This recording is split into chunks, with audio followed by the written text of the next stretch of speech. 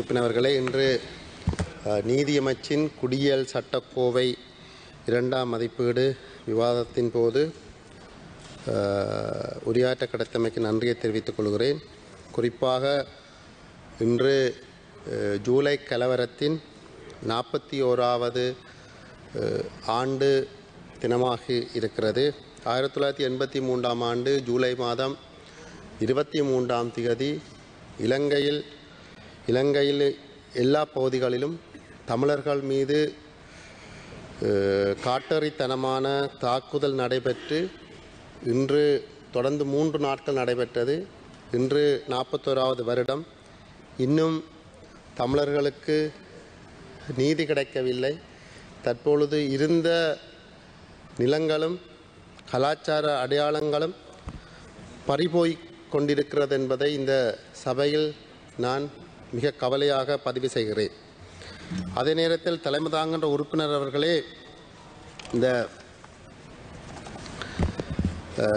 தொடர்ச்சியாக மன்னார் மாவட்டத்தினுடைய தீவு பகுதியில் மன்னார் மாவட்டத்தினுடைய 1,62,000 மக்கள் வாழ்கின்ற மன்னார் மாவட்டத்தில் கிட்டத்தட்ட 55% மக்கள் மன்னார் தீவுக்குள் இருக்கிறார்கள்.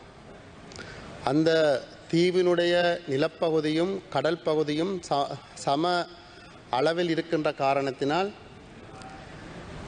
தென்மேற்கு பருவக்காற்று வடமேல் பருவக்காற்று காலப்பகுதிகளில் கடல் நீர் உள்புகுவதும் அப்போது மக்கள் இடம்பெயர்ந்து பாடசாலைகளிலும் ஆலயங்களிலும் இருக்கிறதும் பிற்பாடு 2-3 தினங்களின் பிற்பாடு அந்த மக்கள் மீள சென்று தங்களுடைய இடத்தில் தங்களுடைய வாழ்விடங்களில் குடியேறுவதும் வளமையான ஒரு நிகழ்வாக இருக்கிறது. அப்படியா இருக்கின்ற போது மன்னார் மாவட்டத்தில் கனிய வளம் மன்னார் தீவினுள் குறிப்பாக சவுத்பார், தாழ்பாடு, பேசாலை, எருக்களம்பட்டி, உப்புத்தரை என்று அவர்கள் குறிப்பிட்ட இடங்களில் கனிய வளம் அகழ்வது தொடர்பாக தொடர்ச்சியாக 2-3 வருடங்களாக ஆஸ்திரேலியாவை சேர்ந்த ஒரு தனியார் நிறுவனம் மிக தீவிரமாக செயல்பட்டு வருகிறது. அதற்கு இங்கு அரசாங்கத்தில் இருக்கின்ற ஒரு சில அரசியல்வாதிகள் அதிகாரிகள் உடந்தையாக இதன் தொடர் முயற்சி நடைபெற்று கொண்டிருக்கிறது. இதற்கு எதிர்ப்பு தெரிவித்து மன்னார் பிரஜைகள் குழுவின் ஏற்பாட்டில் பல போராட்டங்கள் மக்களால் நடத்தப்பட்டிருக்கிறது. குறிப்பாக அந்த அபிவிருத்தி குழு கூட்டத்தில் மன்னார் மாவட்டத்தினுடைய அபிவிருத்தி குழு கூட்டத்தில் நான் நினைக்கிறேன் சகல அரசியல் பிரமுகர்களாலையும் அந்த இடத்தில் வெளியால் எப்படியோ தெரியல, அந்த இடத்தில் அவர்கள் இதற்கு தங்களுக்கு விருப்பமில்லை என்ற கருத்தை பதிவு செய்திருந்தார்கள். ஆனால் அபிவிருத்தி கூட்டத்தினுடைய தீர்மானத்தையும் மீறி அதனுடைய செயல்பாடு தொடர்ச்சியாக நடைபெற்று கொண்டு வருகிறது. ஒரு மாவட்டத்தினுடைய அபிவிருத்தி கூட்டத்தில் எடுக்கின்ற தீர்மானம்தான் அந்த மாவட்டத்தில் நடைமுறைப்படுத்தப்பட வேண்டும். அப்படி இல்லாவிட்டால் அந்த அபிவிருத்தி குழு கூட்டத்தினுடைய தலைவர் ஜனாதிபதியால் நியமிக்கின்ற ஒருவராக இருக்கிறார். அப்படி இருக்கின்ற போது அந்த தீர்மானத்தையும் மீறி பல்வேறு செயல்பாடுகள் மாவட்டங்களில் நடைபெறுகிறது. அது மன்னார் மாவட்டமாக இருக்கலாம், வவுனியா மாவட்டமாக இருக்கலாம், முல்லைத்தீவு மாவட்டமாக இருக்கலாம். மாவட்டங்களில் அபிவிருத்தி குழு கூட்டம் நடைபெற்று அந்த கூட்டத்தில் எடுக்கின்ற தீர்மானங்களுக்கு மேலாக தீர்மானங்களுக்கு எதிராக பல நடவடிக்கைகள் மத்திய அரசாங்கத்தினால் செயல்பட்டு கொண்டிருக்கிறது. துரதிர்ஷ்டவசமாக மாகாண சபை தேர்தலும் நடத்தப்படவில்லை. மாகாண சபை இயங்கவில்லை. முதலமைச்சர் அமைச்சர்களோ தேர்தல் நடத்தப்படாதன் காரணத்தினால் அவர்கள் இயங்கவில்லை. இப்படியான ஒரு சூழ்நிலையில் மத்திய அரசாங்கத்தினால் நியமிக்கப்பட்ட ஜனாதிபதியால் நியமிக்கப்பட்ட ஒரு கூட்ட தீர்மானத்தை எதிர்த்து மத்திய அரசாங்கத்தினுடைய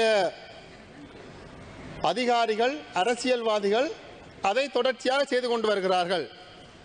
இப்படியாயின் ஏன் இந்த மாவட்ட அபிவிருத்தி குழு கூட்டத்தை நீங்கள் நடத்துகிறீர்கள் என்றதை நான் இந்த அரசாங்கத்திடம் கேட்க விரும்புகிறேன். மாவட்ட அபிவிருத்தி குழு கூட்டத்தில் எடுக்கின்ற தீர்மானங்களுக்கு எதிராகவே பல்வேறு திட்டங்கள் நடைமுறைப்படுத்தப்படுகிறது. ஆனால் அதில் இருக்கின்ற அபிவிருத்தி குழு கூட்டங்களில் தலைவர்களாக இருக்கின்றவர்கள் மத்திய அரசாங்கத்தினுடைய செயல்பாடுகளுக்கு மௌனமாக இருக்கிறார்கள். கூட்டங்களில் தாங்கள் அதுக்கு எதிர்ப்பு தெரிவித்தாலும் அந்த செயல்பாடுகளுக்கு மௌனமாக இருக்கிறார்கள். ஆகவே இந்த மன்னார் தீவினுள் கனியவள அகழ்வென்பது மன்னார் மாவட்டத்தில் இருக்கின்ற மக்களை வலுக்கட்டாயமாக வெளியேற செய்வதற்கு ஒரு ஆரம்ப புள்ளியாக நான் இதை பார்க்கிறேன். ஏனென்றால் வடமேல் பருவக்காற்று வீசுகின்ற போது வடத்தல் தீவு, கத்தாளம்பட்டி, இலுப்பக்கடவை, அந்தோணியார்புரம், மூன்றாம்பட்டி, தேவன்பட்டி போன்ற மீனவ கிராமங்களில் கடல் நீர் உட்புகுவது வளமையாக இருக்கிறது. அதை தடுப்பதற்கு கோஸ்டல் டிஜி எந்த நடவடிக்கையும் எடுக்கவில்லை. அதேபோல் தென்மேல் பருவக்காற்று வீசுகின்ற போது சவுத் பார், வங்காளை, நரவிலிக்குளம் போன்ற கிராமங்களில் கடல் நீர் உட்புகின்ற போது அதற்கு என்ன ஏற்பாடு என்பது இந்த கோஸ்டல் டிஜி டைரக்டர் ஜெனரல் WGANS ராஜரத்ன என்பவருக்கு தெரியவில்லை. அண்மையில் வங்காள கிராமத்துக்குள் கடல் நீர் புகுந்தது. அதன்போது அரசாங்க அதிபர் அங்கு மக்கள் பிரதிகள் அந்த இடத்தில் நேரடியாக சென்று அதை பார்வையிட்ட போது மாவட்ட அனர்த்த முகாம திணைக்கள அதிகாரி வந்திருந்தார். அவருடைய அரசாங்க அதிபருடைய கோரிக்கையாகவும் இருந்தது, இது மரைன் இன்ஜினியர் மூலமாக இதுக்கு கடலணை எவ்வாறு தடுக்க வேண்டும் அதற்குரிய ஒரு வரைவை இந்த கோஸ்டல் கன்சர்வேஷன் டைரக்டர் ஜெனரலுக்கு ஆலோசனை வழங்கியிருந்தார்கள். ஆனால் அது தொடர்பாக எந்த நடவடிக்கையும் இந்த டிஜி எடுக்கவில்லை. ஆனால் தற்பொழுது 15 அரச திணைக்களங்களை உள்ளடக்கி இந்த மன்னார் தீவினுள் கனிய வளம் அகழ்வது தொடர்பான ஒரு கூட்டத்தை இந்த டிஜி கூட்டியிருக்கிறார். வருகின்ற 26ஆம் தேதி வெள்ளிக்கிழமை பகல் 1:30 மணியளவில் மன்னார் பிரதேச செயலகத்தில் இதை நடத்துவதாக அவர் 15 அரச திணைக்களங்களுக்கு அறிவுறுத்தி இருக்கிறார். இந்த கூட்டத்தில் கலந்து கொள்ளும்படியாக நான் ஒன்றை கேட்க விரும்புகின்றேன். ஜனாதிபதி அவர்கள் அண்மையில் மன்னார் மாவட்டத்திற்கு விஜயம் செய்து மன்னார் மாவட்ட செயலகத்தில் நடந்த கூட்டத்தின் போது என்னால் அதற்கு இந்த கனியவள அகழ்வு தொடர்பாக என்னால் எதிர்ப்பு தெரிவிக்கப்பட்டது. அப்பொழுது ஜனாதிபதி அவர்கள் குறிப்பிட்டிருந்தார், இது தொடர்பாக ஒரு ஆய்வறிக்கையை பெற்றுக்கொண்டதன் பிற்பாடு இது தொடர்பாக மாவட்ட அபிவிருத்தி குழு கூட்டத்தில் கதைப்போம் என்பதை ஜனாதிபதி கூறியிருந்தார். ஆனால் ஜனாதிபதியினுடைய அறிவுரையை கேட்கவில்லை. நான் நினைக்கிறேன் அதற்குரிய சம்பந்தப்பட்ட அமைச்சராக பாராளுமன்றத்தினுடைய பிரதம கொறடா பிரசன்ன ரணதுங்க அமைச்சர் அவர்கள் இருக்கிறார். ஏன் பிரசன்ன ரணதுங்க அமைச்சர் அவர்கள் இந்த விடயத்தை சரியாக செய்யவில்லை? ஒரு மாவட்ட அபிவிருத்தி குழு கூட்டத்தினுடைய எதிர்ப்பு, ஜனாதிபதியினுடைய ஆலோசனையை மீறி பிரசன்ன ரணதுங்க அமைச்சரின் கீழ் இயங்குகின்ற WGANS ராஜரத்ன என்ற அந்த director general, coastal conservation director ஜெனரலுடைய செயல்பாடு தொடர்ச்சியாக மன்னார் மாவட்ட மக்களை ஒரு மனவேதனை அளிப்பதையும் ஒரு கோபத்தை உண்டு பண்ணுவதையும் செய்வதற்காக அவர்கள் தொடர்ச்சியான இந்த செயல்பாட்டை செய்கிறார்கள். இதை நான் வன்மையாக இந்த இடத்தில் கண்டிப்பதோடு அமைச்சர் பிரசன்ன ரணதுங்க அவர்கள் இது தொடர்பாக கூடிய கவனம் செலுத்தி இந்த பணிப்பாளர் நாயகத்திற்கு அறிவுரை கூறி மக்கள் நலனில் தனிப்பட்ட லாபங்களை கருத்தில் கொள்ளாது மக்கள் நலனில் அரசாங்கமும் அமைச்சரும் செயல்பட வேண்டும் என்பதை நான் இந்த நேரத்தில் இந்த அமைச்சரிடம் கோரிக்கையை கேட்க விரும்புகின்றேன். இந்த செயல்பாட்டை உடனடியாக நிறுத்த வேண்டும் என்பதையும் இந்த நேரத்தில் நான் பதிவு செய்கிறேன். அதே நேரத்தில் இன்று நீதி அமைச்சினுடைய விவாதம் இருந்தாலும் இலங்கை ஒலிபரப்பு கூட்டுத்தாபனத்தினுடைய ரூபவாகினுடைய ஒரு தமிழ் பிரிவாக நேத்ரா தொலைக்காட்சி இருக்கிறது. இந்த நேத்ரா தொலைக்காட்சி 4 பிரிவுகளாக தமிழ் பிரிவுகளை உள்ளடக்கி இயங்கி வந்தது. தமிழ் செய்தி பிரிவு, தமிழ் நடப்பு விவகார பிரிவு, முஸ்லிம் பிரிவு, தமிழ் பிரிவு ஆகிய 4 பிரிவுகளை உள்ளடக்கி இந்த நேத்ரா டிவி இயங்கி வந்தது. தற்பொழுது இந்த ரூபவாகினியுடைய நேத்ரா தொலைக்காட்சியில் இருக்கின்ற அந்த தமிழ் நடப்பு பிரிவை திட்டமிட்ட வகையில் அதனுடைய தற்போதைய தமிழ் ஊடகத்திற்கு பொறுப்பாக இருக்கின்ற பணிப்பாளர் அவர்கள் திட்டமிட்ட வகையில் அந்த பிரிவை நிப்பாட்டி இருக்கிறார். 23 வருடங்களாக எம்.என். ராஜா என்பவருடைய தலைமையில் இந்த தமிழ் நடப்பு பிரிவு இயங்கி வந்தது. அதில் சதுரங்கம், விளையாட்டு மஞ்சரி, விடியலை நோக்கி, கண்டதும் கேட்டதும் கல்வி சார்ந்த நிகழ்ச்சி, உலக அரசியல் விவகாரம் போன்ற பல்வேறுபட்ட நிகழ்ச்சிகளை இந்த தமிழ் நடப்பு பிரிவு நேத்ரா தொலைக்காட்சியில் நடந்தது. ஆனால் தற்பொழுது அதை திட்டமிட்ட வகையில் அரசாங்கத்தினுடைய தொலைக்காட்சியாக இருந்தும் அதை திட்டமிட்ட வகையில் தமிழ் பிரிவை இல்லாதொழிப்பதற்கு ஆரம்ப கட்ட நிகழ்வாக இதை நிப்பாட்டி இருக்கிறார்கள். அந்த பிரிவில் இருந்த தமிழ் நடப்பு பிரிவில் இருந்த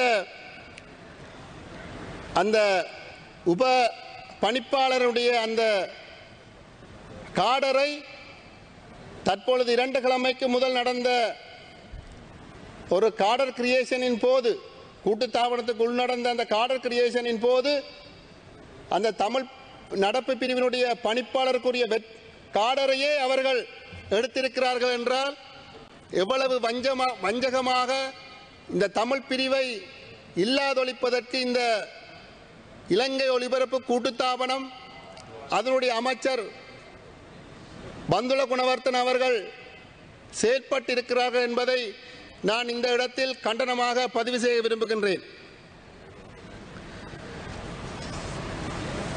உதவி பணிப்பாளருடைய அந்த பதவியையே அவர்கள் இல்லாதொழிப்பதாக இருந்தால் எதிர்காலத்தில்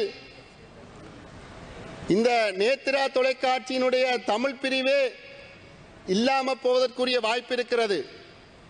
ஜனாதிபதி கூறுகின்றார், சம உரிமையோடு மக்கள் வாழ வேண்டும் என்று கூறுகிறார். அரசாங்கத்தில் இருக்கின்ற அமைச்சர்கள் கூறுகிறார்கள். ஆனால் ரூபவாணி கூட்டுத்தாபனத்தினுடைய நேத்ரா தமிழ் அலைவரிசையில் இருக்கின்ற அந்த நிகழ்ச்சிகளையே நீங்கள் தமிழ் நிகழ்ச்சிகளையே பொறுத்துக் கொள்ள முடியாமல் அதை நீங்கள் நிப்பாட்டுவதாக இருந்தால் உங்களுடைய அடிமனங்களில் தமிழர்களுடைய எண்ணம் சார்ந்த சிந்தனை எவ்வாறு இருக்கிறது என்பதை புரிந்து கொள்ள முடிகிறது.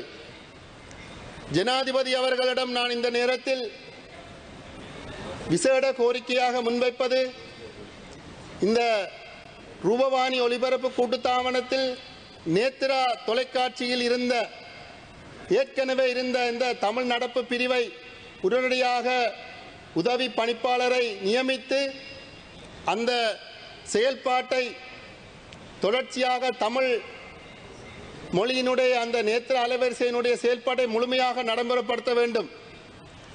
அப்படி இல்லாவிட்டால் இது ஒரு ஆரம்ப விடயமாக இருந்தாலும் ஏற்கனவே எங்களுடைய பிரதேசத்தில் பல்வேறுபட்ட தமிழ் இன கலாச்சார அழிப்புகள் தொடர்ச்சியாக நடைபெற்றுக் கொண்டிருக்கிறது. அதனுடைய ஒரு தொடர்ச்சியாக இதை பார்க்கின்ற போது மிகவும் ஒரு கோபமான சூழ்நிலையை மக்கள் எதிர்நோக்க வேண்டிய ஒரு கருத்துக்கு வர வேண்டிய நிலைமை இருக்கிறது.